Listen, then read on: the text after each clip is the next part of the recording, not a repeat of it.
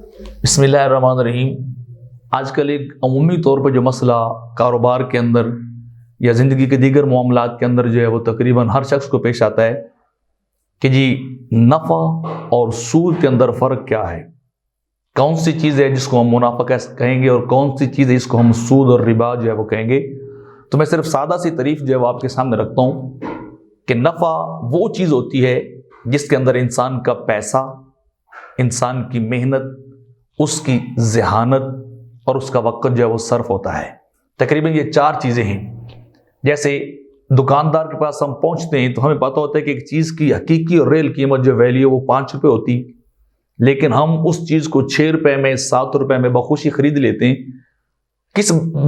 چیز کی بنا پہ؟ کہ ہم جانتے ہیں کہ اس شخص نے جو محنت بھی کی ہے، اس نے ذہانت کا بھی استعمال کیا ہے، اپنا پیسہ بھی، اپنا وقت بھی ہے، تو گویا وہ ساری چیزیں مل کے جو اوپر اصل قیمت کے اوپر 1 روپے یا 2 روپے یا جو بھی ویلیو ہوتی ہے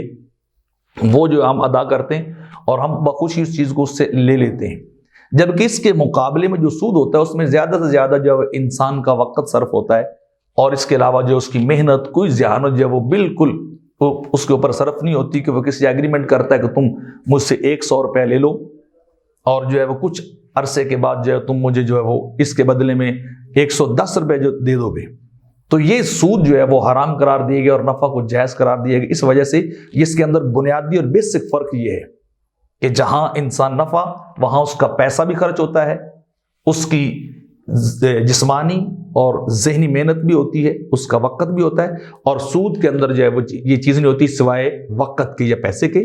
تو جس کے اندر یہ چار چیزیں پائی جائیں گی، جہاں بھی آپ کو کوئی مسئلہ پیش ہے تو انسان اس کو جو تعریف کو، ڈیفینیشنز کو انسان سامنے رکھ سکتا ہے، کیا یہ چیز میرے لیے جائز بن رہی ہے یا میرے لیے ناجائز بن رہی ہے، اور نفع کون سی چیز بن رہی ہے اور ہمارے لیے سود جو ہے وہ کون سی چیز بن رہی ہے۔